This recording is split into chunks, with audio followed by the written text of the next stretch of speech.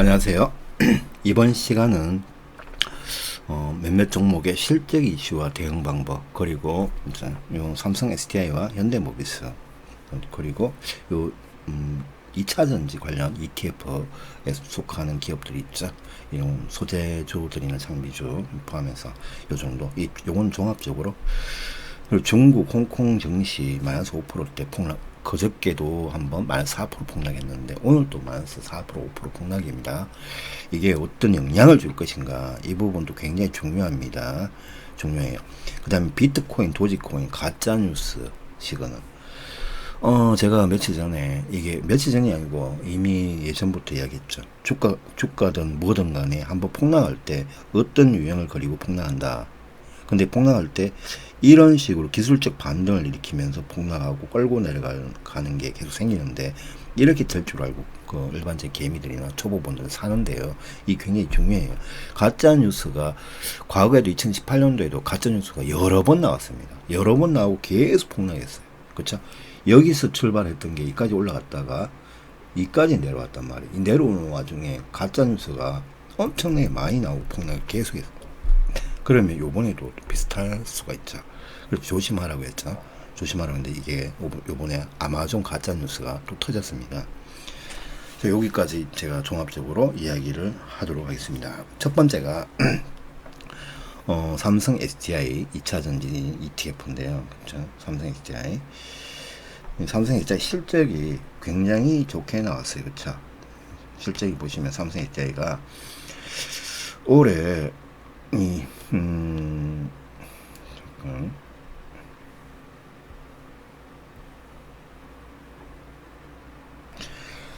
보시면 연결 기준 올해 매출 2분기 영업이익률이 2,952억 184%나 증가했습니다. 그렇죠?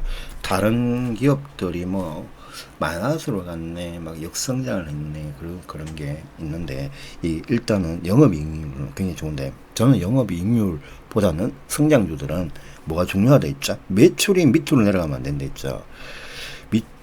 매출이 30%나 증가했다는 게, 이 순이익이 500%나 증가했다는 것도 굉장히 중요한 대목이긴 하지만, 이 60%밖에 증가 안 했다라는 것보다는 500%나 증가했다. 그렇죠? 영업이익이나 단기 순이익 자체가 이만큼 증가했다는 건 의미가 크고요. 또 여기서 가장 의미가 큰 거는 매출이 30%나 증가됐다라는 거는, 이게 뭐냐면, 자, 산업 사이클에서 가장 중요한 건 뭐예요? 산업 사이클에서 수요와 공급이 있는데, 수요가 계속 꾸준히 증가를 할 때 매출이 증가하는 겁니다. 그렇죠? 수요가 굉장히 크게 공급과 맞물려가지고 이 비중을 30%씩 계속 30%, 60%, 뭐 16% 이렇게 계속 증가를 해주는 게 굉장히 중요한 건데, 삼성에서는 여기서 굉장히 메리트가 있고 계속 꾸준하게 우상승 중이다. 삼성전자는 약 16% 정도 증가했다고 했으면 삼성 SDI는 2배 정도 증가를 한 거잖아요. 굉장히 의미가 큽니다. 그렇죠? 의미가 커요. 다른 기업들도 마찬가지입니다. 이 다른 기업들도 보실 때 이 매출 구조가 꾸준히 이렇게 증가를 하냐가 이게 굉장히 중요한 거예요. 그리고 순이익도 어느 정도는 따라줘야 되겠죠. 자, 삼성 SDI가 정말 산업 사이클 관련 성장 가치주 뭐 이런 관점에서, 그 다음에 미래 성장주의 의미에서 과거에 삼성전자 10년 20년 전 하고 똑같은 모습을 보이고 있습니다. 똑같은 모습을 보이고 있다는 것은 얘도 앞으로 1000%, 3000%를 향해서 계속 갈 수 있는 어떤 원동력이나 이 실존적인 이 실적이 갖추어지면서 계속 우상승 중입니다. 그렇죠? 주가는 흔들릴 수는 있지만 실적 자체는 흔들림이 없다. 이게 굉장히 중요한 거예요. 그렇죠? 실적 자체는 한치 오차도 없이 계속 상승 중이고 굉장히 강하게 상승 중이다. 이렇게 보시면 됩니다. 그러니까 굉장히 좋은 거예요, 요번에. 그 다음에 현대모비스를 보면요, 현대모비스를 보면 현대모비스도 자, 현대모비스가 요번에 실적이 좋게 나왔죠. 엄청 좋게 나왔는데 문제가 있어요. 삼성 SDI는 컨센서스 정권사 애널리스트가 뭐 영업부나 그 기업의 영업부나 현장 방문해서 내가 이거를 올해 요번 분기는 얼마 정도 나오겠다라는 걸 상의도 해보고 현장 조사도 해보고 해서 상정을 하는데, 얘는 여기 기대치가 어떤 부분은 마이너스 6%. 자, 기대치입니다. 그냥 단순 기대치로 봤을 때 마이너스 1.7% 컨센서스입니다. 컨센서스는 기대치에 비해서 마이너스 6, 이 정도 감소했다 이거예요. 근데 삼성 SDI는 플러스 6% 증가했다 이런 식이죠. 이 다른 것도 마찬가지. 네이버도 마찬가지. 네이버도 플러스 9%인가 이렇게 증가했다. 근데 셀트리온 같은 경우, 셀트리온 SK 같은 경우 마이너스 뭐 4%, 마이너스 6% 감소했다. 기대치가 하회했다. 이렇게 기사가 계속 나오고 있죠. 자세히 보시면 현대모비스는 억울해요. 엄청 억울합니다. 그 억울한 게 여기 보시면 현대모비스 매출액이나 영업이익이 이 6조짜리 6.5조짜리가 10조가 나왔어요. 그렇죠? 이거 엄청나게 크네요. 아까도 걔도 삼성 SDI도 마찬가지고 30% 나왔는데 얘는 36% 증가했잖아. 그리고 이제 영업이익도 5,600억이다. 적자가 아니야. 그쵸? 적자가 아니고, 이 문제가 많았죠. 대량 리콜까지 다 하고, 리콜 비로 1조를 썼잖아, 작년에. 리콜 비로 현대차랑 기아차랑 뭐 다 해가지고, 현대모비스 관련 뭐 하청업체까지 포함해서 거의 1조를 따로 빼놓고, 이거 갖고 계산을 하고도 이렇게 됐다라는 건 의미가 큽니다. 5,600억이 증가했다. 그러니까 234%나 증가했다. 근데 하회다. 이거 정말 이게 무슨 말장난하는 것 같아요. 그쵸? 말장난 같죠? 근데 이 자세히 보시면 다 좋아요. 그쵸? 해상 항공 운임 비용이, 코로나 방역이 잘 안 되는 국가들이 있죠. 걔네들이 해운 배를 못 움직이다 보니까 우리나라의 HMM이나 한국의 선사들이 굉장히 활동을 많이 해서 얘들은 돈을 많이 벌었는데, 이러면서 다른 해운사들이 움직이지 못하니까 이 비용이, 배를 가지고 항공이나 해운이나 이거 여기서 실어 날릴 수 있는 배는 한정돼 있고, 이게 꾸준하게 완전히 물량이 엄청 자꾸 증가를 하면 이 운임비가 엄청나게 상승을 많이 하죠. 0.5% 상승하는 게 아니고 무려 9%에서 뭐 30%까지 증가를 해버리면 이 비용이 많이 초래가 돼요. 돈을 많이 벌었는데 이 비용으로 굉장히 많이 나가서 마이너스 1.7% 정도, 이 부분에서, 그렇죠? 마이너스 1.7% 정도 손실이 났다. 손실이 아니고 감가상각으로 봤을 때, 상계를 했을 때 1.7% 정도 손실이 났다. 요 정도예요. 이 정도의 뭐 문제점밖에 없지. 다른 문제는 없어요. 그렇죠? 다른 문제는 없는데, 다행스럽게 며칠 전에 갑자기 2천억 대의 자사주 매집 이슈를 또 뉴스를 내면서 공시를 하면서 하루에 10억대에서 한 20억대 이렇게 매수를 꾸준히 하고 있습니다. 하고 있다라는 거는 좀 의미가 또 있죠. 그 목표 주가 35만원인데 제가 볼 때는 이게 미래적으로 봐야 돼요. 그렇죠? 또 현대모비스에 대해서는 조금 한번 좀 되짚고 가야 되는데, 현대모비스는 좀 장기적인 관점이, 장기 투자적인 관점으로 보셔야 돼요. 그렇죠? 단기 투자적인 관점에서 보시면은 이게 굉장히 힘들 수 있다 했죠. 이 현대모비스가 지금 아직까지 수소도론, 이게 실질적으로 전 세계 대장주로의 등극이 아직 확정적으로 드러나지 않았잖아요. 그렇죠? 현대모비스는 카카오나 테슬라 같이 전 세계 어떤 특정한 영역에서 대장주가 되려고 지금 진행형이다. 이게 무슨 말입니까? 무슨 말이죠? 무슨 말이냐면, 현대모비스는 수소 화물, 수소 택시, 수소 수소 드론, 수소 화물은 트럭 같은 걸 말하는 트럭 운송수단, 그쵸. 수소 택시는 일반적인 육지용이 있고요, 그쵸. 그 다음에 해상용이 있고, 또 공중이 있죠. 그 에어가 있습니다, 그쵸. 에어 드론, 에어가 있는데 에어 수소 택시를 굉장히 많이 이제 추진을 하고 있고, 영국 정부랑 지금 본격적으로 만들고 있습니다. 수소 택시 전용 공항을 만들고 있어요. 그쵸? 수소 도론 전용 공항을 만들고 있습니다. 영국이랑 런던 교회에서. 자, 수소 도론. 수소 도론, 이건 또 화물용 있죠. 화물용. 그 다음에 레저용. 이렇게까지 다 보셔야 돼요. 이게 여러분 현대모비스의 영역이 여러분이 생각하는 이 상상 영화 있죠. 최근에 송중기가 나온 영화가 뭐죠? 무슨 성리호에 보면 드론 같은 게 막 화물용 드론이 막 다니면서 뭔가를 수집하고 뭐 이렇게 하잖아요. 잠시만요.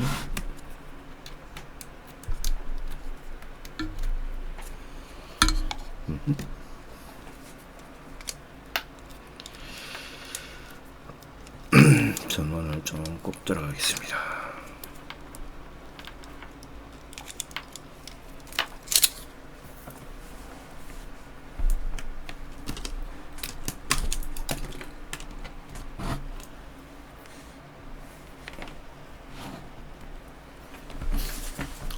이 영역이 여러분 지금은 요만한 거예요. 요만한 것도 아니고 요만한 거예요. 자, 요만한데 이제 앞으로 시간이 가면 지금 삼성 SDI는 이 정도는 와 있는 겁니다.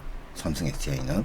근데 현대모비스 수소 관련해서는 요 정도에 와 있어요. 자, 요 정도. 이거 완전히 뭐예요? 태동기죠, 태동기.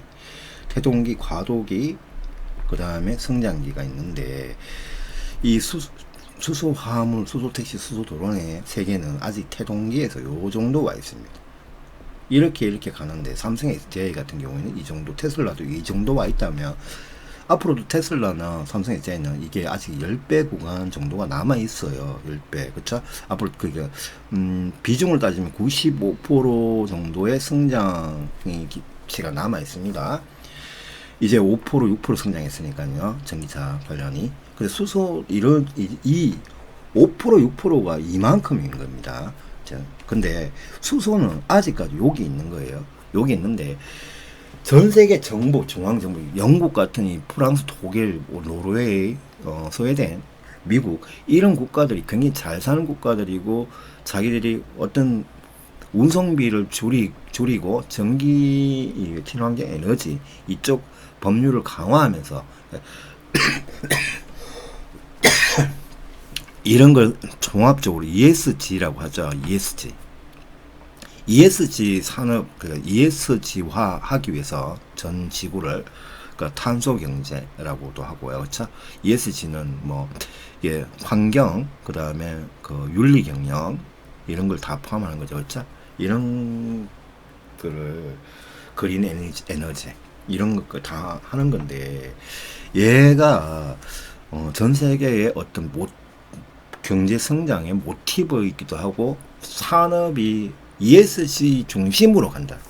ESG의 중심의 한 축을 테슬라 같은 삼성 SDI나 이런 LG화학, LG에너지 솔루션이나 이런 BYD나 이런 축의 전기차가 있다고 하면 현대모비스는 수소 화물, 수소 택시, 수소 드론의 한 축이에요. 한 축의 대장이라고 생각하시면 됩니다.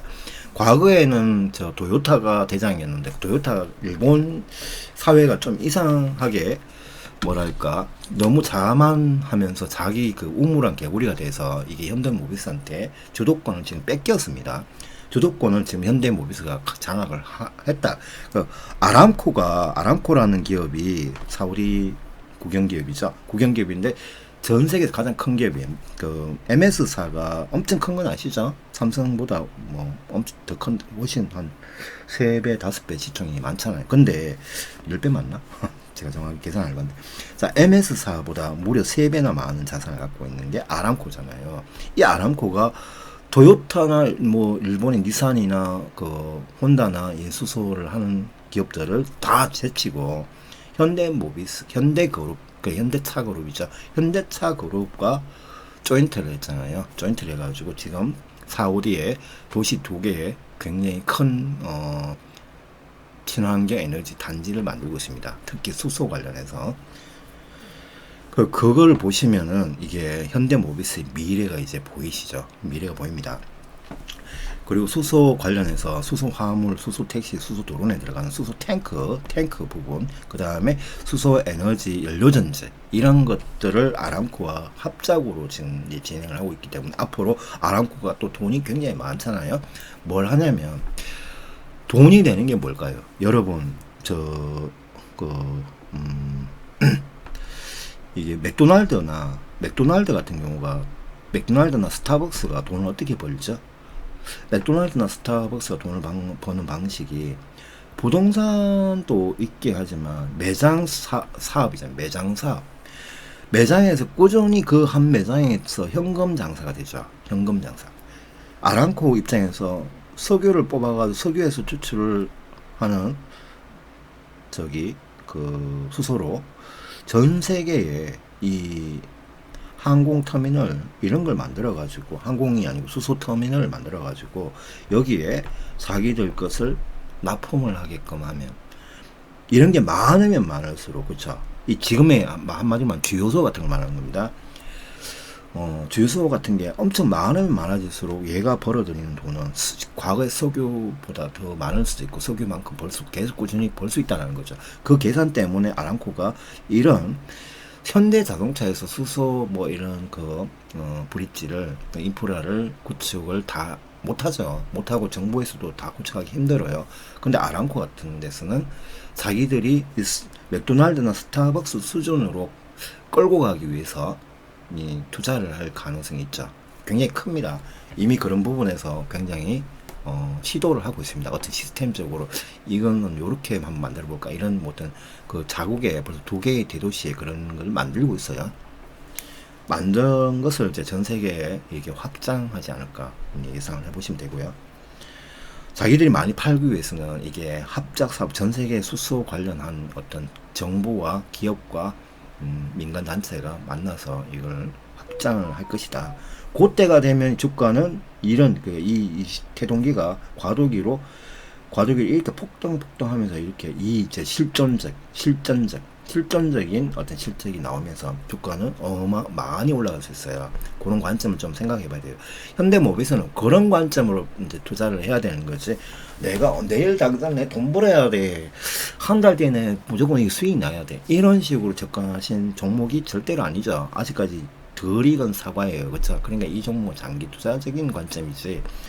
내가 당장 사야 돼. 당장 이거 사야 돼. 당장 사서 내일 당장 나 수익 나는 종목, 이런 식으로 생각하지 말라는 거예요. 아시겠죠? 그 한 달 내에 수익 나야 된다, 한 달 내에 100% 수익 내야 된다, 이런 관점의 종목은 아니라, 차트상으로는 뭐 단타를 칠 수는 있지만 단타와는 다른 개념의 종목이다. 현대모비스까지 했네요. 자, 중국 홍콩 증시가 요까지 이제 설명이 됐죠. 삼성 SDI 같은 경우 2차 전지에도 이 소재주가 있죠. 소재주나 장비주가 이런 게 정가가 됐다면 이 영향을 서로 주고받기 때문에 2차 전지 ETF도 굉장히 좋다는 걸 알고 계시면 되겠죠. 이것도 똑같은 어떤 상승률이 있다라는 거죠. 삼성 SDI가 많이 팔면 팔수록 2차 전지 장비보다는 이제 소재 관련주죠. 일진모터리즈, SKC, 포스케미칼, 이런 애들이 가장 LNF 뭐 이런 SKI 테크놀로지, 이런 기업들이 가장 수혜를 많이 받고, 2차적으로는 이게 삼성 SDI나 LG 에너지 솔루션, SK 이노베이션에서 BYD 이런 애들이 하나의 제품을 만들어 가지고 출하할 때마다 검사를 하죠. 검사를 하는 장비들이 또 소소하게 돈을 계속 꾸준히 벌 수가 있는 거죠. 물량이 요만큼 나갔을 때와 이만큼 나갈 때와 이만큼 나갈 때 이제 그 비용이 많이 들어가겠죠. 이거는 요기에 따라서 정가가 꾸준히 된다. 이 정도 보시면 되고, 장비주보다는 소재주가 더 낫다. 이거는 알고 계셔야 되고요. 자, 현대모비스는 했고, 그쵸. 요 1번, 2번 했는데, 중국 홍콩 증시가 지금 심각하게 마이너스 5%대, 4%대 이게 하고 있는데, 이건 대폭락입니다. 지금 두 번 나왔죠, 벌써. 일주일 단위 두 번 나오면 심각하게 이게 무슨 문제가 있다라는 것을 여러분이 감지를 해야 되고, 이게 신경을 써야 된다. 그렇죠? 주식을 하시는 분들은 신경을 써야 할 때입니다. 제가 볼 때 좀 위험해요. 매우 불안합니다. 불안하니까 중국 홍콩 증시가 이렇게 폭락하고 있는 거는 지금 몇 가지 이유를 보면 이유가 있긴 하겠죠. 이유가 참 중국이 이게 고립화가 되고 있다. 전 세계 정부한테 고립을 당하고 있다. 첫 번째, 그렇죠? 두 번째, 환경 문제입니다. 환경 문제. 공포에 휩싸여 있다. 제가 볼 때는 첫 번째는 벌써 이미 뭐 오래 2, 3년 동안 계속 했기 때문에 별 주가에 큰 영향을 못 주는 것 같고요. 전체적인 영향을 주는데 지금 당장에 영향을 주는 거는 아닌데, 이 환경 문제. 지금 중국 전역에 폭우가 쏟아지죠. 폭우. 이 폭우가 쏟아지면서 댐들 있잖아요. 댐 부실 공사한 거나 이게 놓으면 안 될 자리에 놨는데 이온진 강우량이 생각보다 곱하기 3배수로 많이 터지면서 이게 댐들이, 전국에 있는 댐들이 40개 정도가 지금 붕괴가 되고 있는 것 같더라고요. 지금 몇 개도 붕괴가 됐고요. 그러면서 도시가 완전히 잠기는 이런 현상이 전국적으로 일어나고 있어. 이 공포감 때문이기도 하지 않을까. 그리고 외국인들도 어느 정도 탈출을 하는 걸 봐서는, 외국인이 중국 정시에서 탈출을 하고 있는 게 좀 있거든요. 그걸 봐서는 이게 지금 미국에서 세 번째, 미국 바이든이 특사라고 해야 되나? 같이 이제 협의를 하고 있죠. 무역이나 무슨 이 경제 협력 이런 거에서 하고 있는데, 둘 다 서로 완전히 극단적인 어떤 대화를 하고 있는 것 같아요. 트럼프 때하고 비슷하단 말입니다. 이 극단적인 대화. 이렇게 하면 안 되는데, 지금 상황에서 미국도, 저도 중국이 좋진 않아요. 자, 이 미국이 중국을 때려잡으려고 하는 의도나 이게 당위성, 정당성, 이런 거는 저도 인정합니다. 있다고 생각해요. 이게 필요하다고 생각합니다. 너무 중국이 극단적으로 팽창주의, 그쵸? 팽창주의, 그 다음에 사기성이 많아요, 그쵸? 다 타국을 이용해가지고, 이용 가치가 없으면 철저하게 환경 오염도 시키고 그냥 다 버려버립니다. 이런 이제 비도덕적 윤리성이 떨어지는 행위를 전 세계 아프리카 국가는, 가난한 국가에 계속 일으키고 있는 상황이거든요.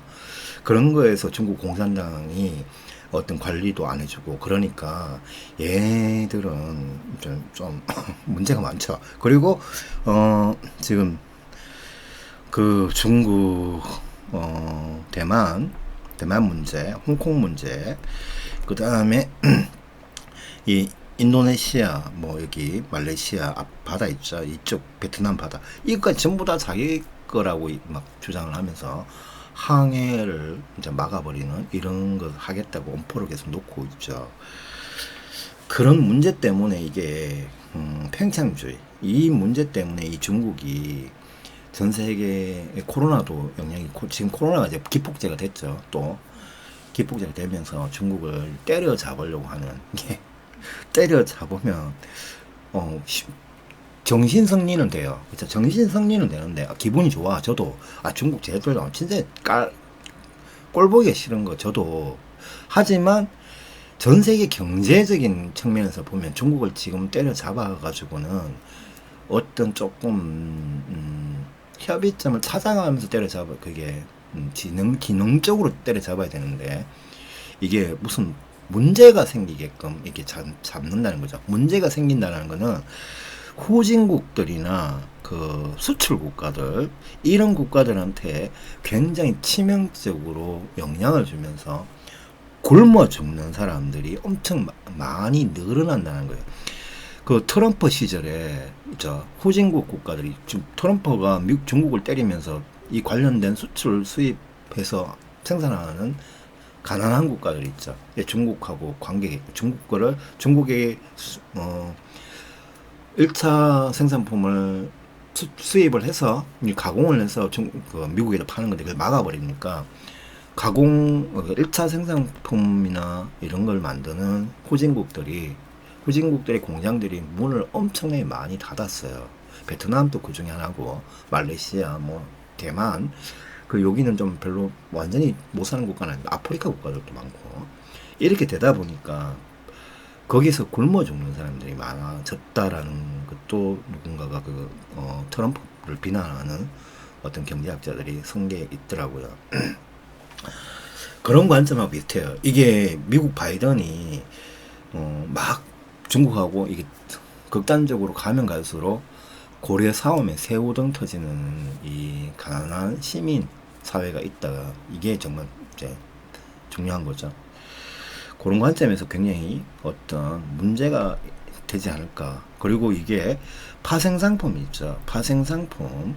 그 다음에 이게 문제가 있다면 금융의 어떤 문제 시스템이 뭐든 벌써 오작동을 해서 문제가 되고 있지 않을까라는 게, 그렇죠? 나타날 수 있죠.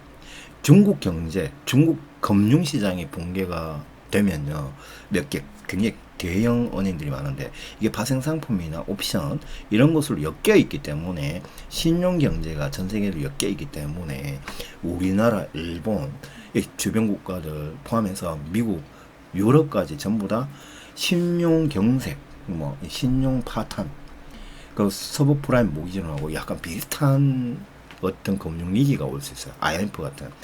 IMF 때 정말 웃긴 게 태국이란 이 한 나라 때문에 전 세계가 그렇게 붕괴가 된 거예요.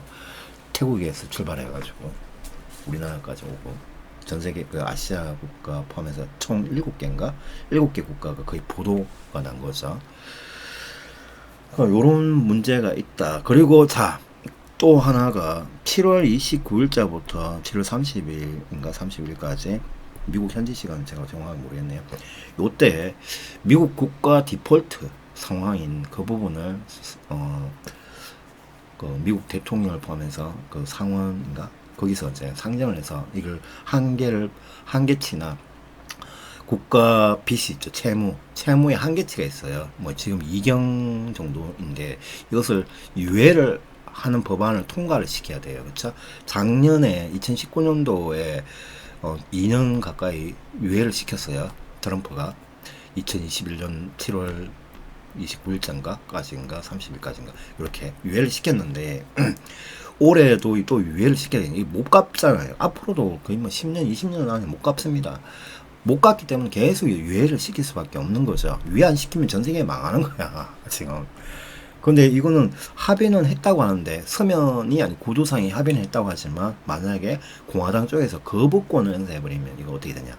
거부권 행사하면 주가는 출렁출렁하게 주가가 막 폭락하듯이 하겠지만, 바이든 대통령이 대통령 특별권으로 사인을 해버리면 됩니다. 사인을 안 할 수가 없죠. 과거에 트럼프가 클린턴 대통령이 2008년도인가 2007년도 서브프라임 모기지 터졌을 때요, 리만 브러더사의 거부권을 행사해버려가지고 전 세계가 붕괴가 된 거예요. 거부권을 행사를 안 했다고 하면 파생상품이 붕괴가 안 됐기 때문에 거부권을 행사함으로 해서 파생상품 시장이 무너진 겁니다. 파생상품이 주식시장이 10배 정도 큽니다.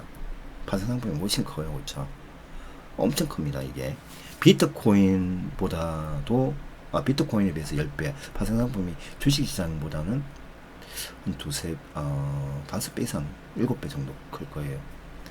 자, 정확한 건 아닙니다. 비트코인, 도지코인, 가짜뉴스. 자, 요건 잠깐 이야기할게요.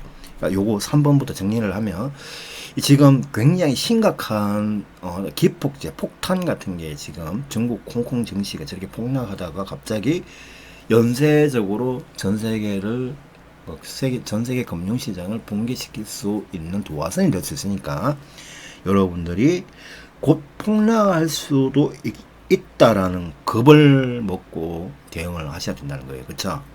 아시겠죠? 수익이 좀 난 종목들을 내가 이게 연관이 있어서 폭락할 때는 내가 수익을 어느 정도 걷어낼 내고, 어느 수익이 엄청 높은 거는 어느 정도는 유지하면서 내가 얼마나 걷어내겠다. 그리고 내가 손실인 거는 내가 손절을 할 것인가, 아니면은 이거 어느 정도 많은 40%나 30% 정도 이상에서 내가 추가 매수를 해줄 것인가. 그럼 현금이 확보가 되어 있어야 되겠죠. 수익이 많이 난 걸 팔아가지고 어느 정도. 그쵸? 이런 걸 계획하고 준비해라. 이게 필요합니다. 이것 때문에. 그 다음에 4번 비트코인, 도지코인, 가짜뉴스 시그널. 가짜뉴스 시그널 이거 진짜 너무 심각하죠. 자, 아마존 며칠 전에 비트코인, 도지코인이 완전 대떡 폭락을 하고 있었습니다. 만 75%까지 막 이렇게 고점 대비해서 떨어지고 있었는데, 종목마다 이제 평균치는 아니지만 떨어지고 있었는데요. 갑자기 올라갔죠. 올라가고 있었던 근본적인 이유가 뭐냐면, 아마존에서 갑자기 CNBC에서 미국입니다. 미국 CNBC에서 갑자기 아마존이 그 비트코인으로 거래를 하는 식으로 기사가 터졌어요. 그러니까 이게 갑자기 10%씩 막 폭등을 합니다. 폭등을 하는데, 이런 기업이 이 거래를 할 수 없다고 이미 있죠. 미국 정보 자체가 이런 거, 이 거래가 불가능하다. 아직까지 합법화도 안 돼 있고 아무것도 안 돼 있는데 무슨 거래를 법인 기업에서 하냐는 거죠. 그렇죠? 법인 기업이 자유롭게 할 수는 있지만 이게 합법화가 돼야 돼. 일단 합법화가 아직 안 돼 있어요. 그렇죠? 이거는 법적으로 보장을 못 받아요. 그렇죠? 이게 불법도 아니고 합법도 아니고 이게 약간 중간계에 와 있어요. 참 희한하게 전 세계적으로 다 분명히 거래가 엄청나게 큰 규모로 되고 있는데도 불구하고 합법화가 안 돼 있다는 거. 이게 웃기는 상황인데, 이게 합법화가 된 상황에서 아마존이 이걸 할 수도 있다 이렇게 얘기를 해야지. 합법화가 안 돼 있는데 할 수 있다고 말할 수 있는 사람은 언론 머스크 같은 이런 또라이 같은 애들밖에 없는 거예요. 그렇죠? 언론 머스크도 결국은 취소했잖아요. 지금 와서 또 며칠 전에 5년이나 7년 정도 걸리지 않을까? 근데도 그때도 뭐가 안 갖춰지면 10년, 20년 돼도 못 한다는 이야기예요. 그렇죠? 어떤 조건이 맞춰졌을 때 5년이나 7년 정도 뒤면 다시 한번 생각해 볼게. 이렇게 얘기했거든. 비트코인으로 거래할 수 있는 조건에 대해서. 비트코인, 도지코인, 가짜뉴스가 앞으로 계속 나올 거예요. 그리고 거래 승인한다. 이런 건 진짜적으로 가짜입니다. 거래 승인이 안 돼요. 일반적인 법인 회사에서 비트코인으로, 도지코인으로 물건을 사고 팔 때 화폐로 쓴다라는 건 가짜뉴스입니다. 앞으로도 가짜예요. 그거는 윌리엄 번스타인이라는 그 경제학자이면서도 펀드 투자사 회장이라고 해야 되나? 대표인 이분이 쓴 책이 있어요. 그리고 유튜브에도 그런 게 몇 개 있는데 찾아보시면 비트코인 가지고 거래가 불가능한 이유가 있습니다. 거래가 가능한 영역은 딱 두 가지. 하나는 마약 같은 그리고 무슨 선물 주고받는, 아파트 20억짜리인데 비트코인을 사라. 그냥 20억 껌값이다. 이렇게 하고 주고받는 이런 정도로 사용을 할 수 있는 거. 그 다음에 후원금, 기부, 이게 불법 비자금을 주고받는 이런 행위의 거래의 가치는 있지만 다른 가치는 없어요. 지금 그런 관점에 한번 생각해 보세요. 자, 비트코인, 도지코인 앞으로 굉장히 조심해야 됩니다. 이 가짜뉴스가 요번에 아마존 가짜뉴스가 나왔다라는 거는 정말 대폭락을 일으키기 직전에 큰 손들이 마지막 털기에서 이런 이상한 가짜뉴스를 냅니다. 그걸 따라 사는 일반인들, 공부하는 이런 애들한테 지 돈을 다 던지고 나가려고 하는 이런 행위를 할 때 나오는 거예요. 그러니까 이 조심해야 돼. 굉장히 조심해야 되죠. 요런 거 좀 알아두시고요. 비트코인, 도지코인 앞으로 어느 그 9월 달이나 12월 달, 그 1월 달 사이, 9월 달부터 11월 달까지는 비트코인을 안 하시는 게 좋아요. 근데 미국 재무부 있죠? 재무장관, 옐런 재무장관. 이 사람이 9월 달부터 1월 달까지 뭔가 코인 관련해서 굉장히 큰 거를 발표를 할 거예요. 8월달, 9월달 사이거나 9월달에서 10월달 사이에. 그때 이 비트코인, 도지코인은 완전히 제로 게임이 될 수 있고요. 오히려 또 좋을 수도 있는데 어떤 극단적으로 완전 전 세계 비트코인을 합법화된 건 다 통합을 하겠다. 이러면은 또 다른 문제인데 통합을 안 하고 미국 정부가 따로 만들겠다. 이렇게 해버리면 이 비트코인이 사용 이 문제는 정말 이게 심각하게 빵 프로때까지도 내려갈 수 있어요. 제 주장이 아닙니다. 윌리엄 번스타인이라는 사람의 저서 같은 거나 그 유튜브 한국에 이렇게 인터뷰한 내용도 있습니다. 이런 걸 찾아보시면 확인이 될 거예요. 저도 여기 동의합니다. 이분의 그 이야기를 100% 동의합니다. 이분이 4가지의 이유를 설명을 깔끔하게 했어요. 자, 오늘 방송 여기까지. 항상 안전한 투자, 실존적인 투자를 하셔야 됩니다. 그렇죠? 삼성 SDI는 앞으로도 1000%, 3000%까지 계속 장기적으로 볼 때는 그만큼의 성장성이 계속 굳건하게 가고 있고요. 특히 여기에는 엄청 많은 좋은 것들이 많아요. 현대모비스 같은 경우에는 지금은 실을 뿌려야 되는 구간이고 지금은 수익의 구간이 아니기 때문에 그냥 덤덤하게 마이너스 5% 정도의 손실, 뭐 플러스 5%의 수익 이런 관점으로 이제 대응을 하지 마시라는 거예요. 그냥 비중을 조금 가격이 내려갈 때는 비중을 좀 더 담았다가 다시 수익이 났을 때는 좀 덜어내고 어느 정도의 평단가를 관리만 해주면서 카카오처럼 저렇게 굉장히 힘들게 6개월에서 8개월 뭐 많게는 2년 동안 힘들게 했거든요. 카카오도 힘들게 하다가 올라갈 때 1000%씩 올라갔어요. 자, 그런 관점을 생각하시고 투자를 하시면 실패하지 않는 투자가 될 겁니다.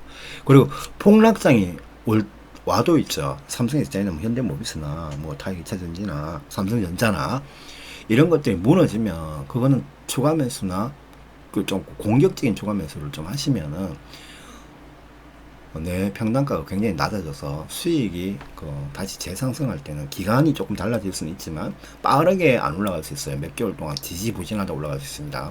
그런 관점만 생각하시고 적금 좋은 종목에 미래 성장주에 적금을 든다라는 그 개념을 갖고 투자를 하시면 손실 날 일이 별로 없습니다. 내가 손절만 하지 않으면. 그렇죠? 자, 비트코인, 도지코인 달라요. 이런 거는 좀 조심하시고요. 오늘 여기까지 제가 정리를 해보았습니다.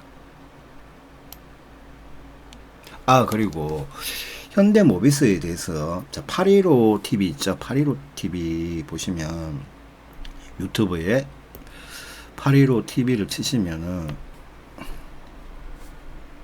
오늘 그 염성환 이제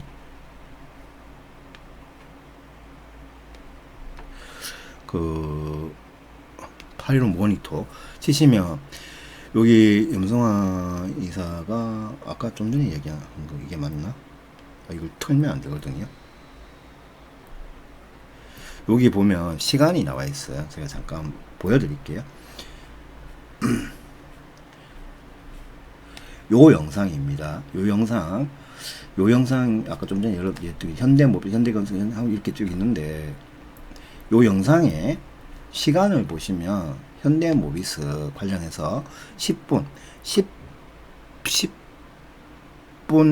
정도에 클릭을 하시면 요 있죠. 여기 설명란을 딱 클릭하면 밑으로 쭉 펼쳐지죠. 그러면 요 시간이 있죠. 요걸 딱 누르면은 현대모비스 이야기를 해줍니다. 염성환 이사님이 클릭하시면 여기 현대모비스를 저하고 똑같은 논리로 이제 설명을 하실 거예요. 보시고 한번 객관적으로 보셔야 되겠죠. 자, 오늘 방송 여기까지입니다. 성토하십시오.